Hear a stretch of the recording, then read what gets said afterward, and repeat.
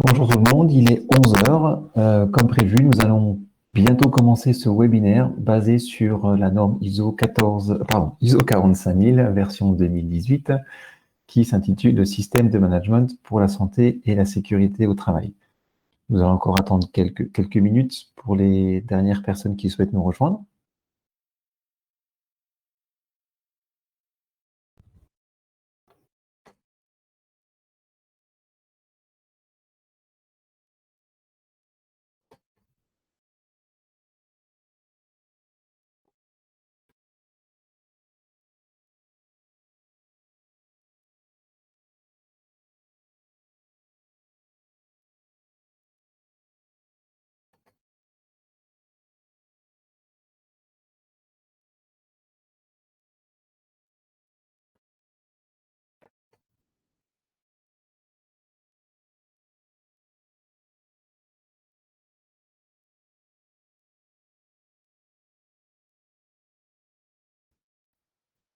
Voilà, nous allons pouvoir donc commencer ce webinaire basé sur l'ISO 45000. Donc, je vais d'abord commencer par me présenter. Bonjour à toutes et à tous. Je m'appelle Benoît Penningreffe, je suis auditeur ISO depuis 2012. Et donc, je travaille avec IMSM depuis ce temps-là et m'ont sollicité pour animer ce webinaire. Je suis très heureux de pouvoir faire ça aujourd'hui avec vous. Les règles du jeu, pour ce webinaire qui a une durée de 1 heure environ, les micros sont coupés, les caméras également. En revanche, le chat est ouvert de manière à ce que vous puissiez poser toutes vos questions et surtout, n'hésitez pas. Plus il y a d'interaction, mieux ce sera. Voilà. Le programme de ce webinaire, on va parler de 4 points. Nous allons évoquer 4 points ensemble. Il y aura d'abord les enjeux de la norme ISO 45000, la présentation de ce référentiel, comment on peut mettre ça en œuvre et qui est concerné par la mise en œuvre de ce référentiel. Et enfin, pour terminer, l'audit de certification. Voilà. Donc, nous allons tout de suite entamer la première partie avec les enjeux de la norme ISO 45000. Globalement, en fait, cette norme-là, elle a deux focus majeurs. C'est prévenir la santé et la sécurité des parties prenantes et maîtriser les coûts pour les entreprises. Alors, il y a quelques chiffres. Déjà, on va déjà voir le constat, le contexte actuel. Je vais vous présenter quelques chiffres qui sont issus de sources quand même fiables, hein, le journal officiel, Sécurité sociale, et c'est un article qui est paru dans Le Monde en janvier 2019, donc c'est quand même assez récent. Et le constat, en tout cas, ce qu'on peut déjà évoquer, c'est que nous étions avant dans la mise en œuvre des pratiques pour la gestion du risque. Et cette mise en œuvre des pratiques pour gérer le risque, donc le risque a posteriori, l'accident a posteriori, c'était la réglementation, donc qui a un caractère obligatoire, avec ce bon vieux document unique, hein, qui est obligatoire justement dans les entreprises. Et ma foi, quand j'en visite, beaucoup ne l'ont pas, ou alors ne le mettent pas à jour. Et là aussi, c'est une obligation de le mettre à jour au moins 1 fois par an. Donc, il y a ce côté réglementaire qui est pris en compte, et le côté normatif aussi, où là, c'est un petit peu différent, puisque c'est une démarche volontaire de l'entreprise. Donc, dans un premier temps, on avait vraiment mis en place des éléments qui permettent de gérer le risque. On était vraiment dans tout ce qui concernait le contrôle, les procédures, les contrôles internes, etc., etc. D'accord? Force est de constater que finalement, ça a plutôt fonctionné. Ça a plutôt fonctionné puisque quand on regarde les chiffres, le nombre d'accidents du travail ont tendance à diminuer, ce qui est plutôt une bonne chose. Vous en conviendrez. Maintenant, quand on va creuser un petit peu plus loin, on va s'apercevoir que finalement, paradoxalement, les coûts qui sont liés aux accidents du travail ne cessent d'augmenter. Alors, il y a plusieurs raisons, on peut évoquer plusieurs choses, mais notamment, c'est que certainement, comme il y avait déjà ce qu'on appelle des EPI, donc des équipements professionnels individuels, des équipements de protection individuels, donc ces EPI-là permettaient déjà de réduire peut-être certains accidents ou diminuer la bobologie, hein, ce qu'on appelle aussi dans les entreprises. Du coup, quand un accident arrivait, finalement, les sinistres étaient quand même beaucoup plus graves. Donc, si les sinistres sont plus graves, forcément, les coûts de prise en charge augmentent. D'accord? Et en plus, il y a également une prise en compte de nouveaux risques, de nouvelles maladies professionnelles, ce qui finalement entraîne effectivement une augmentation des coûts moyens dus aux accidents du travail. Finalement, ce qui a été mis en place, c'est un changement de paradigme et plutôt que de s'occuper de la gestion du risque a posteriori, on va plutôt aller sur de la prévention. Et c'est ça qui est vraiment intéressant. Et c'est vraiment cette nouvelle culture qui est en train de se mettre en place dans toutes les entreprises et même à travers le monde, puisqu'on va passer justement sur cette norme ISO 45000, qui est une norme internationale, alors qu'avant, OSAS 18000, c'était une norme qui était issue qui était britannique. Voilà. Et donc, il y a un changement de posture puisque cette norme ISO est vraiment axée sur l'humain et axée sur l'amélioration continue. Et finalement, tout est dans le titre puisque cette norme s'intitule le système de management santé et sécurité au travail. D'accord? Donc, cette santé et sécurité au travail qui est basée justement sur la prévention des risques, c'est une préoccupation qui est fondamentale pour la plupart des entreprises et tout particulièrement les PME et les TPE. Pourquoi? Parce que chaque jour, il y a des milliers de personnes qui succombent à des accidents du travail ou des maladies qui sont liées à leur activité professionnelle. Et encore une fois, on arrive à des chiffres qui sont vraiment impressionnants. On est justement à 2,3 millions de décès qui ont été enregistrés par l'OIT. Les chiffres que je vous évoque là datent de 2017. Donc quand même, c'est pour vous dire que c'est quand même assez récent. D'accord? Et donc, cette nouvelle norme ISO 45000, c'est une démarche d'évaluation de la prévention des risques qui est devenue vraiment essentielle puisque le document unique, en fait, ne suffit pas à faire progresser les entreprises dans la durée. Donc, le management de la santé et de la sécurité des risques a désormais sa norme. Donc, encore une fois, la norme est une démarche volontaire. Hein, elle s'intitule la norme ISO 45000. L'idée, justement, c'est de pouvoir améliorer la sécurité des travailleurs, de réduire les risques sur le lieu de travail et aussi de créer des conditions de travail plus saines et plus sûres. L'idée, c'est de vraiment pouvoir engager l'ensemble des collaborateurs sur ce référentiel-là. Mais d'abord, on va voir comment est structurée cette norme. Donc, c'est la deuxième partie, c'est la présentation de la norme ISO 45000 et on va vraiment vers une évolution vers un système de management du référentiel. Alors, pour certains d'entre vous qui connaissent déjà un petit peu le domaine ISO, cette structure doit forcément vous rappeler quelque chose.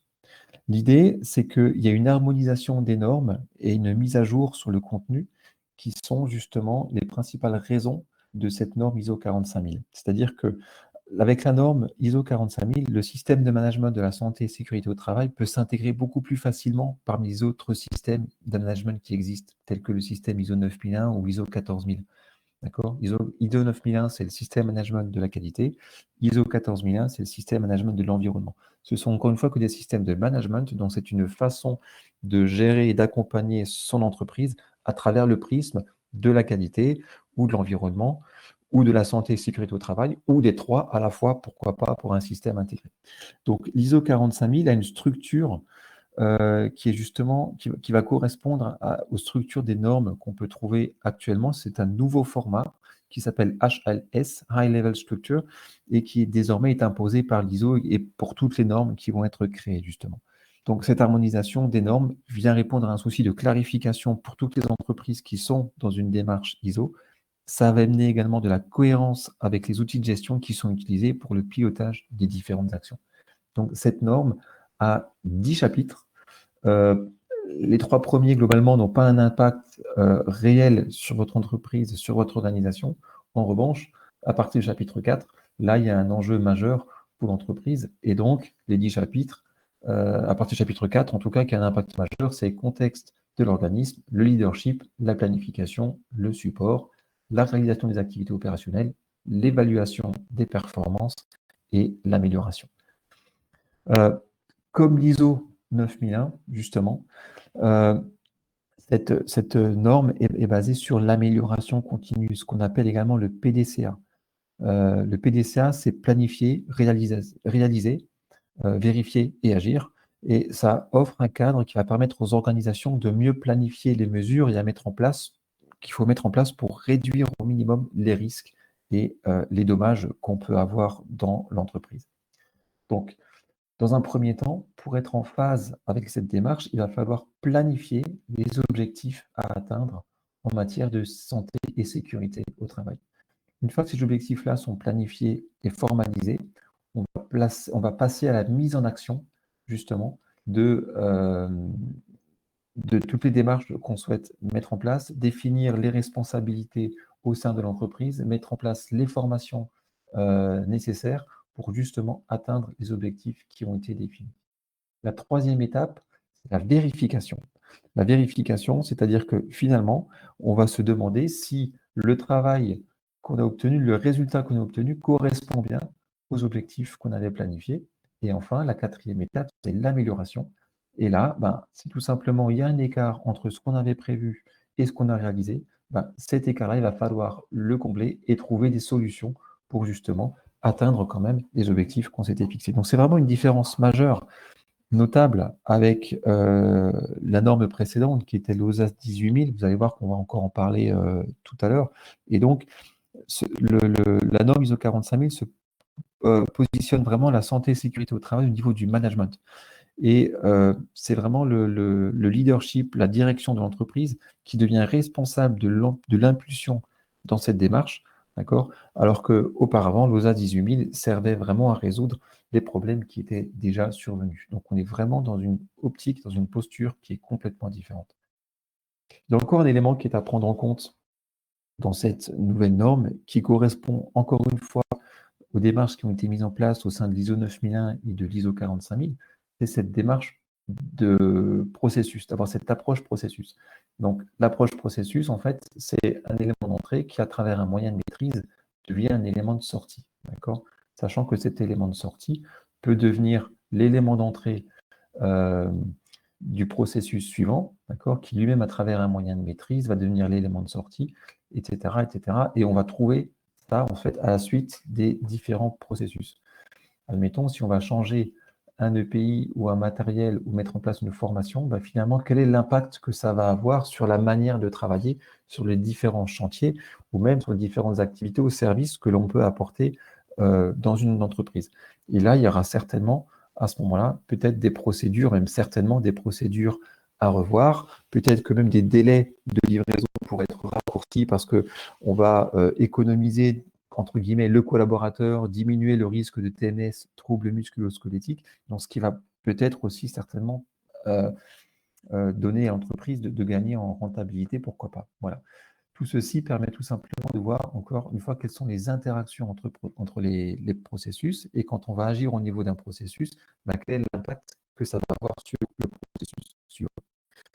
C'est une démarche qu'il faut avoir lorsqu'on va mettre en place une norme ISO 45000 au sein de son entreprise.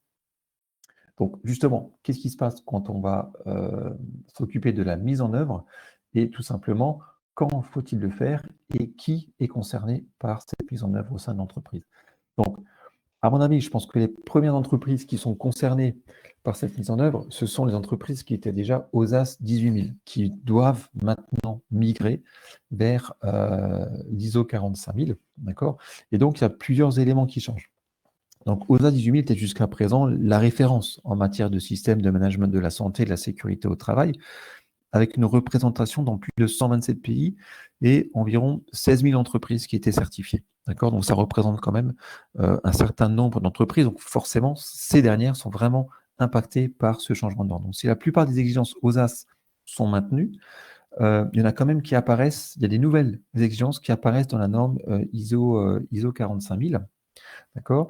Et donc, l'ISO 45000 donne la responsabilité à une organisation, à une entreprise, d'intégrer via ce système de management de la santé et sécurité au travail d'autres aspects de la santé, tels que, par exemple, le bien-être au travail. C'est une notion, en fait, qui était vraiment très, très peu abordée dans l'OSAS 18000. La nouvelle norme renforce également le leadership et l'engagement de la direction. C'est ce que j'expliquais tout à l'heure. Donc, il y a un engagement plus important du leadership envers ce système de management. L'implication et l'investissement proactif de l'encadrement doit être vraiment démontré, par exemple en développement et en promouvant une culture vraiment de la santé et sécurité au travail au sein de l'entreprise qui est favorable aux résultats et qui vise le système de management santé et sécurité au travail tout en protégeant des représailles les travailleurs qui devraient éventuellement signaler les différents dangers et les risques de l'entreprise. Ça, c'était toujours un petit peu le risque dans une entreprise, c'était d'être mal perçu par sa direction parce qu'on allait justement à l'encontre de certaines directives et ceci au détriment de la santé et sécurité du collaborateur.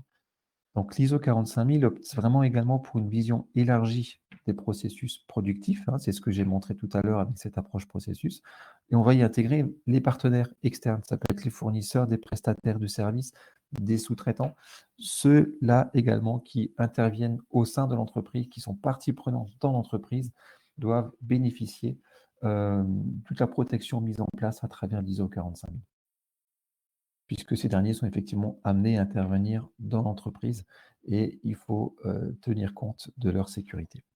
Donc, il y a quand même des éléments qui restent inchangés hein, par rapport à l'OSAS 18000, ça va être donc le domaine d'application, les rôles, les responsabilités et les autorités nécessaires qu'il va falloir définir au sein de l'entreprise, déterminer les exigences légales dont dépend votre entreprise, déterminer les compétences nécessaires qu'il faut avoir en interne également pour répondre à toutes ces exigences qui sont liées à la santé et sécurité du collaborateur, être prêt pour les situations, pour pouvoir répondre aux situations d'urgence et effectivement surveiller, mesurer et analyser l'évaluation de la performance du système sécurité qui a été mis en place. Maintenant, il y a des exigences qui sont présentes, mais qui sont surtout mises en cohérence avec l'ISO 9001, l'ISO 14001, pour être justement dans cette intégration, notamment au niveau de l'analyse du contexte. Ça, c'est quelque chose qui n'était pas fait avant. Donc, l'analyse du contexte, l'analyse des parties intéressées, le système management de la santé et sécurité, justement, notamment le système documentaire, par exemple, tenir compte des risques et opportunités, ça, c'est vraiment une nouveauté. Identifier les dangers et l'évaluation des risques et opportunités. Alors, quand on parle de risque, ici, c'est le risque, justement, si le risque n'est pas pris en compte, ou l'opportunité de pouvoir diminuer le risque. D'accord? Attention dans les termes que l'on peut utiliser. Également la communication. Il y a une très très forte mise en avant dans la communication, notamment également les informations documentées, c'est ce que j'expliquais tout à l'heure. Par contre, il y a des exigences qui sont nouvelles ou en tout cas modifiées, notamment en termes de leadership. Ça, c'est très important. Le leadership, donc la direction, a une importance fondamentale dans la mise en œuvre du système ISO 45000, avec une politique qualité, une politique sécurité, pardon, qui est spécifique à ce référentiel-là. Il faut également mettre en œuvre ce qu'on appelle la consultation et la participation des travailleurs. Encore une fois, les parties prenantes sont vraiment prises en compte, notamment en interne. Un effort également doit être fait sur la sensibilisation et la prise de conscience du risque au travail, l'élimination des dangers et la réduction des risques, le pilotage du changement, l'acquisition des biens et des services, parce qu'il faut mettre en place également, avoir ce prisme sur la santé et sécurité du collaborateur, et bien entendu la revue direction finale et axée spécifiquement sur la santé et sécurité des collaborateurs. Voilà. Maintenant, comment mettre ça en place au sein d'une entreprise pour faire cette transition-là? Comme je vous l'ai dit, il y a plusieurs éléments majeurs qui sont nouveaux. Notamment, il faut commencer par l'analyse des parties intéressées, déterminer le champ d'application de la santé et sécurité des collaborateurs et le champ d'application justement pour ce système de management. Voilà. Et ensuite, il va falloir définir quels sont les processus, donc les identifier, les formaliser correctement, quels sont les processus de l'entreprise, évaluer les risques et enfin, déterminer des objectifs. Et les IDP, ce sont les indicateurs de performance qui vont nous permettre de savoir si effectivement on est dans la bonne direction pour l'atteinte des objectifs. Donc ça, c'était vraiment pour les personnes qui étaient déjà dans une démarche sécurité avec l'OSAS 18000, mais finalement, toutes les entreprises sont concernées par cette démarche ISO 45000. Et je vais vous raconter une petite histoire que vous connaissez certainement, que vous avez déjà rencontrée. Imaginez-vous, votre entreprise a loué une maison de campagne pour faire une formation, un team building, d'accord? Et dans cette maison de campagne, il y a une cuisine, en fait, où les gens peuvent venir manger et faire une petite pause entre les deux sessions de formation, les deux sessions d'atelier qui ont été mises en place par votre entreprise. Et dans cette cuisine, il y a un collaborateur qui ouvre une porte et il va remarquer qu'il y a un liquide violet qui sent bon, hein, ça pourrait sentir la mûre, la framboise, je ne sais pas. Et du coup, on ne sait pas trop ce que c'est, parce que sur ce bidon-là, il n'y a pas d'étiquette. Alors, est-ce que c'est un sirop? Pourquoi pas? Est-ce que c'est un autre produit? On ne sait pas. Et en fait, toute la difficulté est là. Donc, il va demander à une personne qui s'occupe justement de la maintenance et de la cuisine. Et cette personne nous explique que finalement, c'est un produit de nettoyage qui sert à désinfecter les parties sanitaires de la cuisine, justement. Sauf que, voilà, mais pourquoi c'est là? Est-ce que ça devrait bien être là ou pas? Pour quelles raisons? Et puis la personne répond, moi, j'en sais rien, ça fait pas longtemps que je suis arrivé, ça a toujours été là, donc pourquoi on devrait changer? Voilà. Et donc, ce type d'histoire, je pense que c'est quelque chose que vous avez déjà rentré dans votre entreprise. Alors, peut-être pas avec un produit de nettoyage, mais avec une palette peut-être dans l'entrepôt qui était mal placée et qui gêne le passage. Mais cette palette a toujours été là. Alors, pourquoi on devrait changer? Hein, effectivement, ça peut être une palette, mais ça peut être plein d'autres choses. Ça peut être des éléments de rangement plus ou moins lourds qui sont placés en hauteur. Dans ce cas-là, il y a le risque de chute. D'accord? Mais comme ça a toujours été là, pourquoi on devrait changer? D'accord? Donc, toutes ces petites histoires-là, c'est quelque chose que vous connaissez déjà, que vous avez sûrement dû rencontrer dans votre entreprise.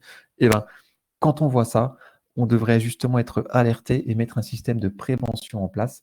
Et à ce moment-là, l'ISO 45000 s'adresse à vous. D'accord? Donc, l'ISO 45000 concerne vraiment toutes les entreprises, quel que soit leur âge, leur taille et leur secteur d'activité. Et là aussi, quand on démarre de zéro, comment on démarre? Quelle est la démarche la marche à suivre, justement? Il faut d'abord analyser le contexte. Quelle est votre entreprise? Quel est son milieu? Quelles sont les interactions avec les parties prenantes? Est-ce qu'il y a des entreprises extérieures qui viennent visiter votre entreprise?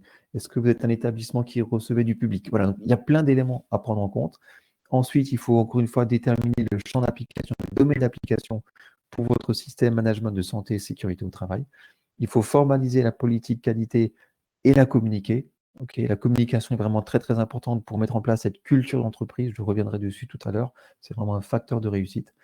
Définir un délai, donc définir des plans d'action, être justement dans cette démarche de PDCA avec la planification et du coup, adapter les ressources nécessaires par rapport à vos ambitions, notamment en termes de formation. Alors, justement, quels sont les facteurs de réussite pour être sûr, quelque part, d'être certifié ISO 45000 et d'être dans cette démarche d'amélioration continue? Il faut vraiment que ce soit une culture d'entreprise. D'accord? La culture d'entreprise, en fait, va permettre d'atteindre les résultats voulus du système qui est mis en place. Il va falloir aussi axer sur une communication efficace. La communication pour que tout le monde soit informé de ce qu'on veut mettre en place. Il va falloir également mettre en place une consultation et participation des collaborateurs. C'est beaucoup mieux s'il y a des éléments de prévention qui viennent du terrain. D'accord? Il faut vraiment que ces éléments de prévention viennent du terrain pour qu'elles soient opérationnelles et compréhensibles et validées par tous les collaborateurs. Il faut mettre en place également toutes les ressources nécessaires et la disponibilité des ressources. Ça peut être notamment, j'imagine, des tire-pales aux normes, des tire-pales électriques, plein de choses, mais il en faut suffisamment pour faciliter le travail des collaborateurs. Il faut également une bonne identification des processus, d'accord? Pour voir justement quel est l'impact que l'on peut avoir si on va changer une manière de faire dans un processus.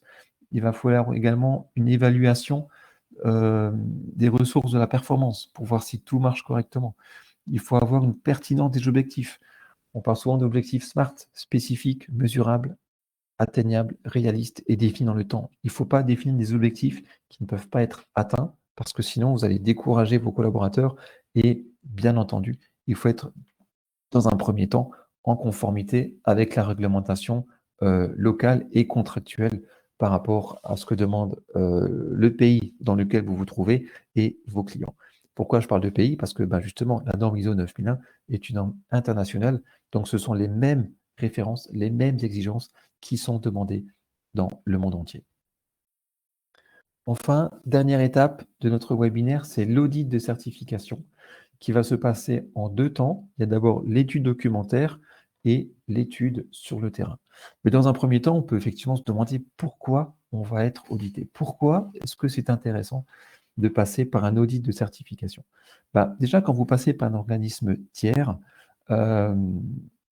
vous êtes accompagné par un organisme intègre, avec une présentation qui est juste, il y a un soin professionnel qui est amené à ça, vous avez également une confidentialité qui est assurée et une indépendance de l'entreprise qui va venir vous auditer. D'accord? Le but d'un audit, à quoi ça va servir?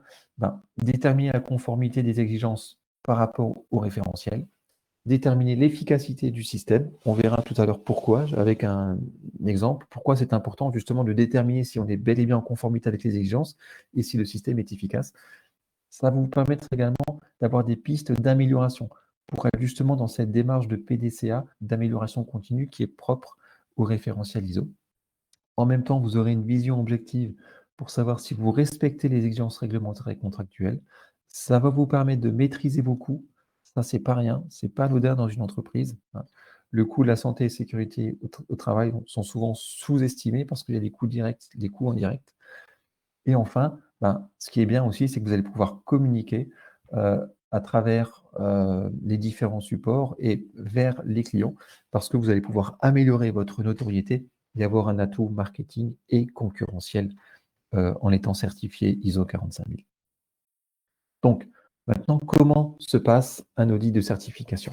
Dans un premier temps, il va y avoir une étude documentaire qui va être faite. Pourquoi? Parce que la documentation apporte vraiment un cadre et une maîtrise au système management de la santé et sécurité au travail. C'est vraiment un facteur de performance, un vecteur de performance. Et une fois, pour la certification, en fait, la gestion documentaire efficace est vraiment indispensable. Parce que plus la gestion documentaire est claire, plus ça montre que finalement l'entreprise maîtrise son système de management de santé et sécurité au travail. Donc l'objectif, c'est d'apporter les preuves d'activité et de résultats par rapport à la mise en œuvre de ce système de management. Donc dans un premier temps, vous avez la norme ISO 45000 qui a différentes exigences et ce qu'il faut, c'est que le système documentaire de l'entreprise corresponde à chaque fois à toutes les exigences demandées par le référentiel. Si c'est OK, si la vérification est faite et que c'est OK, c'est parfait. On peut déjà passer à l'étape suivante qui, à ce moment-là, va être l'étude sur le terrain. Donc, l'étude sur le terrain va servir à vérifier la conformité des actions qui sont prévues par l'entreprise par rapport à ce qui est réellement effectué, que ce soit dans tous les domaines, aussi bien au niveau administratif, commercial que production. D'accord? Donc, si une entreprise, par exemple, du BTP, on ne va pas s'occuper uniquement de ce qui se passe sur le terrain, sur les chantiers, on va également voir ce qui se passe au niveau administratif, dans le système commercial, lorsqu'il y a des déplacements sur le terrain, etc. etc. D'accord? Et donc, l'entreprise doit vraiment apporter des preuves concrètes par rapport à la maîtrise de ces différentes exigences du référentiel, mais également des exigences qu'elle-même a souhaité mettre en plus. D'accord?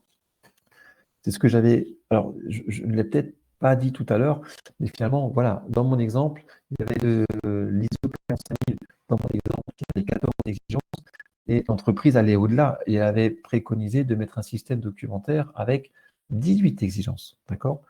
À ce moment-là, c'est pas gênant. Si l'entreprise décide de mettre plus de contraintes qu'il n'est nécessaire par rapport à la norme, il n'y a aucun souci par rapport à ça. D'accord? L'idée, c'est de ne pas en mettre trop. Aussi, c'est toute la difficulté parfois des entreprises qui veulent démarrer dans cette démarche de manière autonome et seule, c'est qu'elles ont tellement peur de rater quelque chose qu'elles vont se mettre des contraintes supplémentaires qui ne sont pas forcément demandées par le référentiel. Voilà. Donc l'idée, c'est aussi de se faire accompagner pour pouvoir aller plus vite, plus rapidement et arriver justement à l'objectif à coup sûr. Donc, dans notre exemple, on a notre système documentaire ici qui a 18 exigences et l'idée, c'est de voir sur le terrain si les 18 exigences, les 18 informations documentées qui sont préconisées par l'entreprise sont bel et bien mises en place sur le terrain. D'accord? Si tout est OK, c'est parfait. L'entreprise sera certifiée ISO 45000. Pardon. Maintenant, l'idée aussi, ce qui peut se passer parfois, c'est que sur le terrain, on ne peut pas complètement, et c'est ma foi souvent ce que je rencontre, c'est que sur le terrain, il y a un écart entre le système documentaire préconisé par l'entreprise, les actions à mettre en place qui sont préconisées par l'entreprise et ce qui se passe sur le terrain. Il y a souvent un écart pour diverses raisons. Ça peut être justement parce qu'il n'y a pas eu une bonne communication, parce qu'il n'y a pas les ressources nécessaires qui ont été définies, etc. Donc, souvent, on a cet écart. Et à ce moment-là, s'il y a un écart, c'est ici qu'on va se retrouver dans une non-conformité. Donc, attention aussi aux entreprises qui souhaitent démarrer seules dans cette démarche parce que, comme je l'ai dit avant, si elles souhaitent elles souhaitent vraiment ne rien oublier. Et donc, elles vont construire un système santé et sécurité qui peut être parfois trop lourd et difficilement supportable par le côté opérationnel sur le terrain. Et à ce moment-là, attention, attention, on peut aller dans la mauvaise direction. Voilà comment on peut être dans une démarche ISO 45000. Donc, en résumé, on a vu les enjeux de la norme ISO 45000, la présentation du référentiel qui se calque vraiment sur les nouvelles normes actuellement, telles que la 9001 et la 45001, qui facilitent vraiment l'intégration des systèmes de management au sein des entreprises. On a vu également qui est concerné par ce référentiel. Dans un premier temps, je pense que c'est surtout les entreprises qui étaient déjà aux AS 18000 et qui doivent migrer justement avant la fin 2021, puisque là, nous en sommes vraiment à la dernière étape en termes de transition. Donc, il y a vraiment urgence si vous voulez conserver vos certifications. Et finalement, toutes les entreprises qui souhaitent être dans un système de management lié à la santé et sécurité au travail, quelle que soit leur taille, leur âge et leur secteur d'activité, peut être concerné par ce référentiel. Et enfin, on a encore vu l'audit de certification avec les deux étapes clés, à savoir dans un premier temps la maîtrise de la gestion documentaire et après l'audit terrain. Donc la mise en œuvre d'un bon système de management de la santé et de la sécurité au travail va vraiment aider les entreprises à réduire les accidents et les maladies, à éviter les poursuites coûteuses, voire à réduire justement les coûts des différentes assurances et surtout aussi, ce qui est intéressant, à créer une ambiance positive lorsque les salariés voient que leurs besoins sont pris en compte. Voilà. Donc, j'ai terminé pour la présentation de ce webinaire. Maintenant est venu le temps des questions et des réponses. Donc, vous avez à votre disposition le chat. Surtout, n'hésitez pas. Et puis, ben voilà, je suis ouvert à toutes vos questions. Et puis, en même temps, il faut savoir que je suis accompagné. Donc, je vais ouvrir le micro de Maria. Voilà. Bonjour Maria qui nous a contacté. Donc, ton micro est ouvert. Si en même Tu temps tu vois m'entends? des questions. Oui, oui, je t'entends très très bien, Maria. Ah, parfait. Voilà. Donc, J'ai une très belle exposition, je te remercie, très claire. merci à toi. Donc, J'ai beaucoup aimé. Est-ce que tu as des questions à répondre? Je ne vois aucune question dans mon champ. Mais probablement, c'est chez toi. non. Alors, il y a quelle est la relation entre la 45000 et la 45005? Avez-vous des données statistiques démontrant la valeur créée par la 45000 versus l'OSAS 18000? Ou même par rapport à celle sans normes santé et sécurité au travail? Non, je n'ai pas ces statistiques-là. Non, je n'ai pas de chiffres et je peux les trouver. Je pense que ça doit se trouver certainement. Ce que je sais, en tout cas par expérience, c'est que les entreprises, effectivement, dans un premier temps, si elles répondent à ça, c'est par rapport à cette réduction des coûts. Souvent aussi, les entreprises peuvent proposer, enfin les assurances également peuvent proposer des tarifs préférentiels à leurs clients si elles sont certifiées ISO 45000. Ça peut être un avantage.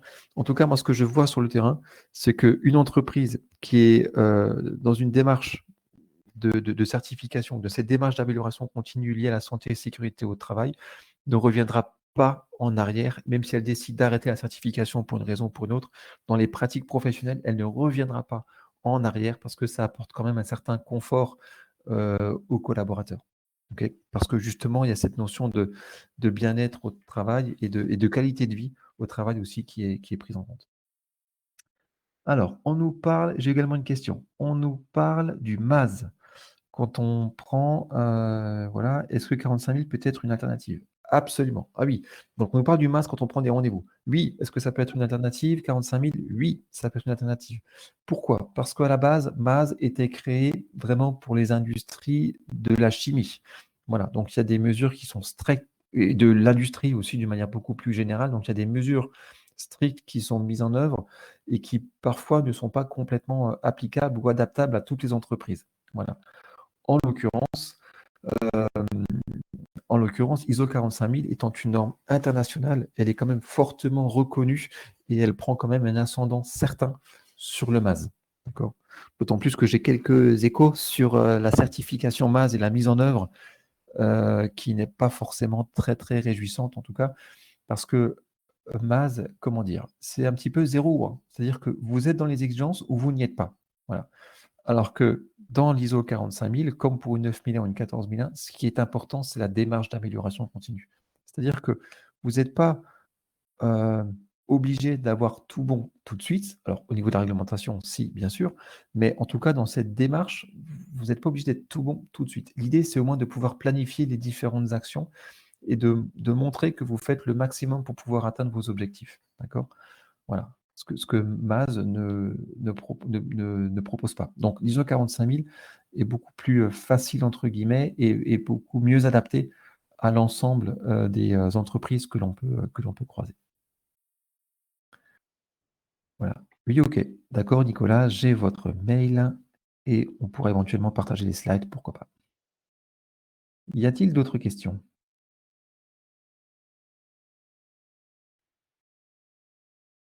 Je ne Non. vois rien chez moi. Non. Est-ce que tu as accès justement aux questions ou pas? Non, hein? Je crois que non. Ok, bon, alors moi je les ai et je ne vois rien sur le chat. D'accord. Donc, sur les participants, je vous en prie, soyez pas timides. Nous sommes entre nous, hein, il y a à peu près 1500 participants, on est juste entre nous. Génial. Du coup, tout le monde peut nous faire parvenir les questions par email s'il y en a après. Soit par email, exactement, on y répondra aussi. Mais vraiment, n'hésitez pas. Non, toujours pas. Bon, est-ce que j'aurais été aussi clair que ça? Oui, je vois une Je question qui apparaît. tu as été Voilà. vraiment très clair. Ok, Nicolas, merci beaucoup. Alors, est-ce que 45 000 fait une différence dans la cotisation d'assurance? Alors, oui, Lydia, merci pour ta question. Effectivement, bah, ça, il faut voir avec votre assureur. Souvent, ça peut être un facteur déterminant. C'est-à-dire, il faut aller vraiment vers lui parce que comme c'est une norme qui est internationale, qui est reconnue, c'est pas quelque chose que vous avez bricolé de votre côté, ça peut quand même être intéressant pour votre assureur, le fait que vous lui démontriez que vous êtes certifié ISO 45001 et du coup que vous êtes dans une démarche de diminution des risques. Je pense que si vous allez voir votre assureur et que vous lui présentez cet argument, il a certainement une cotation différente pour les entreprises qui sont dans cette démarche-là. J'espère avoir répondu à ta question. Je crois que Oui. tu as réussi à répondre parce que j'ai lu sur le site web de l'ISO qu'il Ouais. y avait des informations concernant les assurances. Effectivement, l'ISO considère que la 45001 est un atout lors de contempler les assurances. Ah bah oui, oui, oui, forcément, forcément. Voilà. Et du coup, alors, on parle effectivement de la réduction des coûts, mais même au niveau des appels d'offres, je pense que c'est aussi quelque chose qui est vraiment, vraiment intéressant, puisque bah, quand vous avez un maître d'œuvre qui fait appel à vous, il aime bien aussi être certain que finalement, son prestataire maîtrise la santé et sécurité de ses collaborateurs et ne veut pas mettre en danger également les collaborateurs en interne lorsqu'il va intervenir. Donc, clairement, toute certification, en tout cas, a un impact réel sur l'obtention des réponses aux appels d'offres.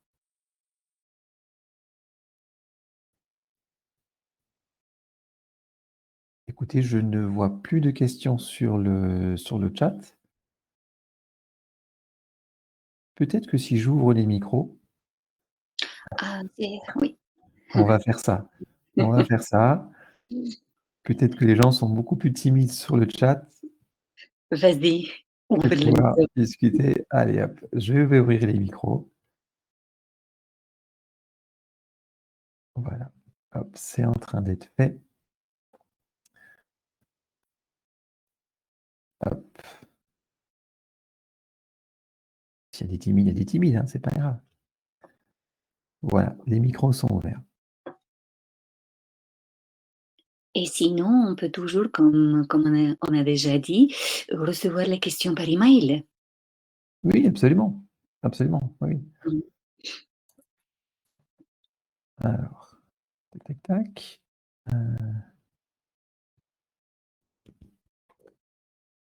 Alors, est-ce que Maria, est-ce que tu veux mettre peut-être ton adresse mail? Comme Benoît, ça, tu tu peux m'entends? centraliser. Oui, je t'entends. C'est Lydia, c'est ça? Oui, je voulais savoir si une société est déjà ISO 9001. Oui. Y a-t-il un noyau commun entre ISO 9001 et 45001? Ah, complètement, complètement. Merci Lydia, super question.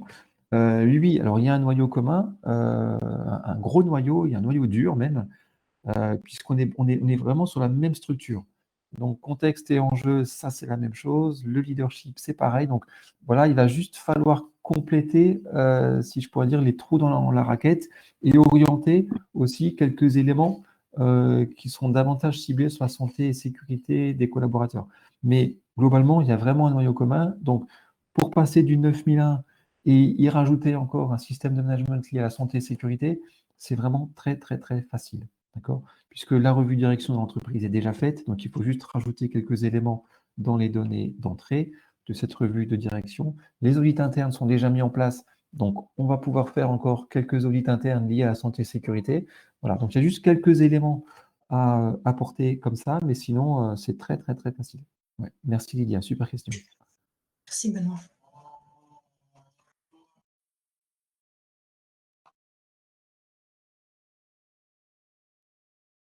Alors, lors daté, est-il un avantage à être certifié ISO 46000, 45000 par rapport à l'inspection du travail, gain de temps ou autre? C'est une très bonne question aussi. En fait, là, si vous voulez, on va joindre deux côtés. Il y a le côté réglementaire, en fait, de ce que demande la réglementation française en termes de déclaration datée, de relations avec l'inspection du travail, etc. Et la norme ISO qui est une démarche volontaire. Donc, pour répondre à la question, oui, il y a réellement un intérêt parce que le fait que vous soyez dans une démarche ISO 45000 avec une démarche de management et d'information documentée, justement maîtrisée, ben, ce qui veut dire que finalement, dans cette information documentée maîtrisée, vous allez avoir tous les éléments qui sont obligatoires, qui sont demandés par l'inspection du travail, et donc ça va vous faire gagner forcément du temps dans les relations, parce que vous avez vraiment tous les éléments qu'il faut.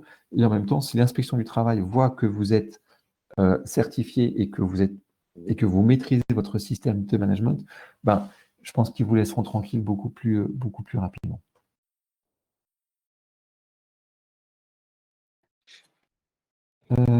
Est-ce que ce noyau commun entre la 45000 et la 9001 peut permettre une réduction du coût de la certificat 45000, car une grande partie du travail est déjà faite? Alors là, c'est une question qui est plutôt commerciale. Je pense qu'il faut voir avec le service commercial, mais à mon avis, je pense que je peux répondre par l'affirmative, puisqu'effectivement, il y a quand même une partie du travail. Alors, une grande partie du travail, il ne faut pas exagérer. Il y a une partie du travail qui est déjà faite, mais il faut quand même revoir aussi l'ensemble du système 9001 pour voir s'il est bien mis en œuvre, etc. Donc, il y a quand même un petit peu de boulot, je ne vous le cache pas. Mais voilà, il suffit juste d'orienter en fait certaines actions de l'entreprise davantage vers la santé et sécurité au travail. Je peux confirmer ce que Benoît vient de nous dire. Ouais. Effectivement, on fait des offres spéciales s'il y a une implémentation, certification entre de différents systèmes de management, y compris la 45001. Voilà. Et donc, Lydia nous confirme effectivement que voilà, bah, c'est évident, IMSM tient compte de ce qui est déjà mis en place et du travail qui doit être fait. Non, à quelle hauteur donner un chiffre, là, pour moi, ça va être compliqué maintenant et ce ne serait pas juste de le faire maintenant parce que je ne pourrais pas apporter une réponse suffisamment crédible. Ça dépend absolument de la boîte et de Bah, l'organisation. voilà, c'est ça, ça va Voilà, dépendre du nombre de personnes, des processus identifiés, etc., etc. de l'existence d'implémentation d'autres systèmes de management également. Donc, il faut voir, il faut faire au moins un petit gap, analyse de gap initial pour qu'on puisse vous orienter, vous faire une offre bien adaptée Ouais. à vos besoins. Oui, oui, c'est ça, c'est ça. Il faut faire l'analyse des écarts entre ce que l'entreprise a déjà, ce qui reste à faire. Et puis, ouais, comme ça, c'est vraiment une proposition sur mesure.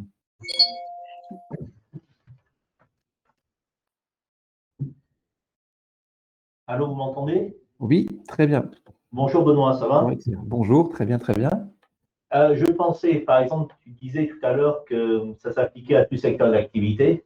Oui.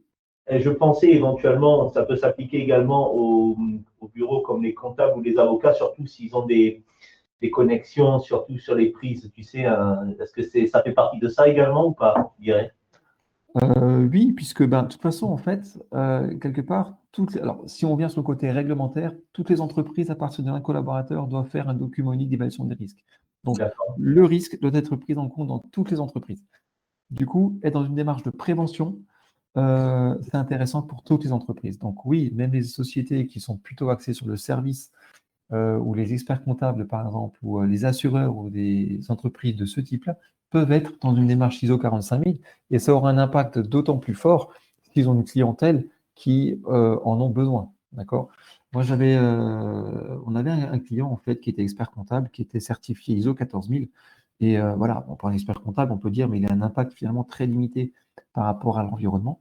Mais les clients qu'il avait, eux, étaient vraiment très, très impactés par l'environnement. Donc, du coup, il y avait aussi une sorte de rapprochement qui était plus facile à faire entre le cabinet comptable et ses clients, parce que finalement, quand ils se parlaient, ils se comprenaient beaucoup mieux lié à ce système ISO. Parce que je pensais également aussi, par exemple, au cabinet d'avocats ou notaires, ils reçoivent pas mal de clientèle également dans leur bureau aussi. Donc, Exactement, ce sont des établissements qui reçoivent du public, donc il faut également mettre en place certains éléments de prévention. Voilà. En Et plus, il s'intéresse aux normes ISO au nom de ses clients. exactement, bien sûr, bien sûr. Beaucoup de Ils font recherches au nom aussi, des clients. ils mettent une veille en place également qu'ils peuvent partager. Donc ça, c'est vraiment très, très pertinent pour eux. Ça leur amène encore une fois un avantage concurrentiel. Et malheureusement, là, on est encore dans un système Covid. Et les entreprises qui étaient justement déjà sur une démarche de prévention et de gestion du risque, ben, ces entreprises-là ont pu vraiment anticiper certains éléments de santé et sécurité pour leurs collaborateurs liés au Covid parce qu'ils étaient déjà dans une démarche de prévention. Donc, ils avaient vraiment un coup d'avance. Voilà. parce que ce que je pensais, c'est que, par exemple, quand on appelle pour faire des rendez-vous pour les area managers en France, bon, bien sûr, on leur présente la 9001, mais bon, la plupart du temps, ils ne sont pas trop intéressés. Mais on peut accentuer sur la 45001 parce que, comme tu disais, c'est quelque chose qui est de plus en plus important, justement. Ouais, après, ça va vraiment dépendre de la sensibilité de votre interlocuteur. La 45001, alors on en parle beaucoup parce qu'on est dans cette période de fin de transition et donc santé, sécurité au travail, on en parle, on est tous concernés parce qu'on a, pas tous, mais on a en tout cas des collaborateurs ou des interactions avec d'autres personnes, donc on est forcément impacté par ça.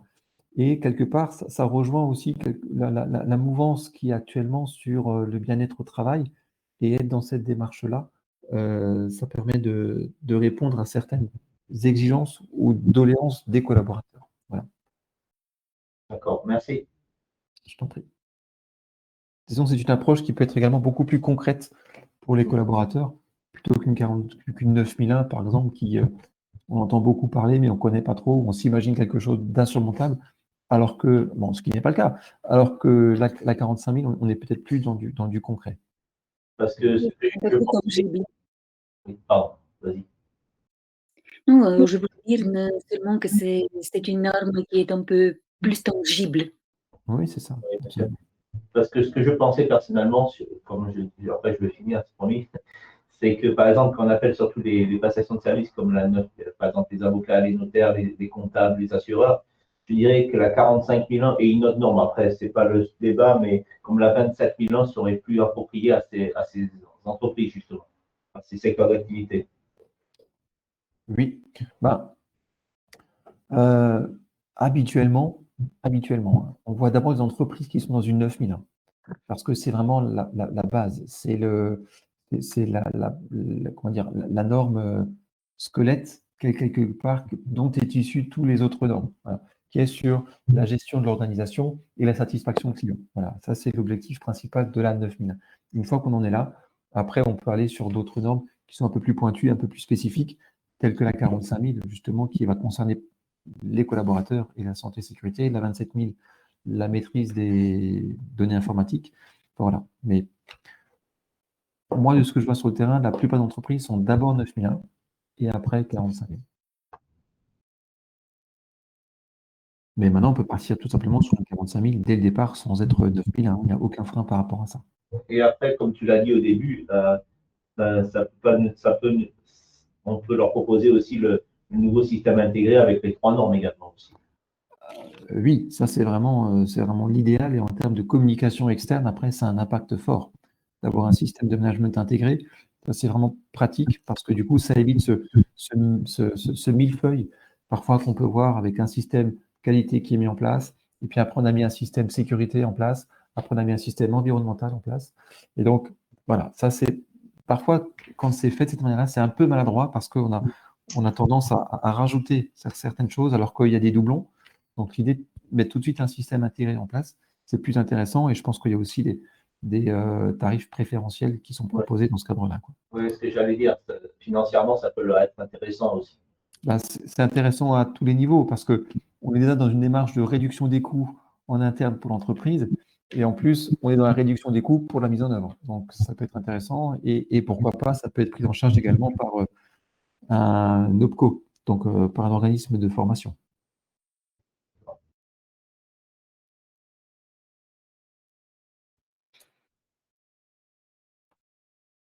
Voilà, y a-t-il encore des questions? Beaucoup plus facile avec les micros ouverts, c'est chouette. Donc, voilà. De toute manière, si on a des questions qui nous viennent après, on peut toujours t'envoyer un mail si on le souhaite. N'hésitez pas. Merci. N'hésitez pas, je vais mettre mon adresse mail dans le chat si j'y arrive. Je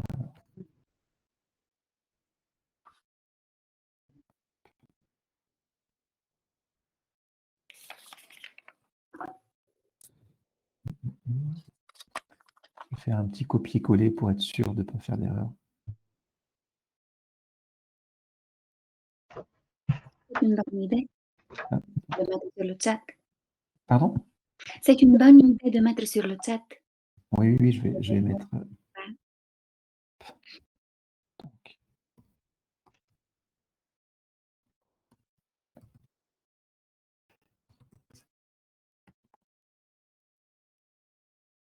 Et après, on fait une récupération des questions et on en parle la prochaine.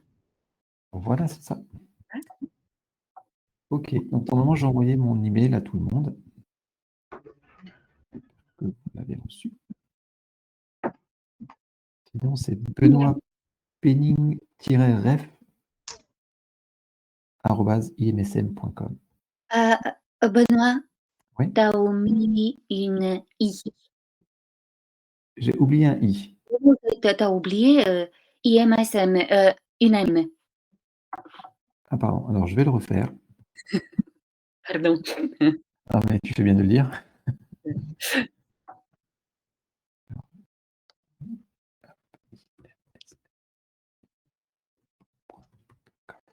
Voilà, alors je vais vous redire cette fois-ci pour être sûr. Donc, Benoît penning-ref@imsm.com. Voilà. Voilà. Normalement, c'est bon. Ok, ben écoutez, s'il n'y a plus de questions, merci. Merci de votre participation, d'avoir posé toutes ces questions. Je pense que c'était enrichissant. J'aime beaucoup, moi, quand il y a des questions, toutes les interactions. Je pense qu'on peut donner des informations aux autres. Et puis, voilà, dans un webinaire, on est tellement focus peut-être sur le message qu'on veut passer. Et comme on est spécialiste du domaine, il y a des choses qui nous paraissent évidentes et du coup, on oublie certaines choses. Donc, moi, je suis vraiment friand de toutes les questions qui peuvent être posées. Merci. Benoît. Merci. Voilà. Et puis, Maria, ce que je te propose, c'est que je t'envoie les slides en version PDF et puis tu pourras les faire suivre aux personnes qui souhaitent les obtenir. Parfait, merci. On fait ça? Ok. OK. Bon, voilà. Merci encore une fois à toutes et à tous.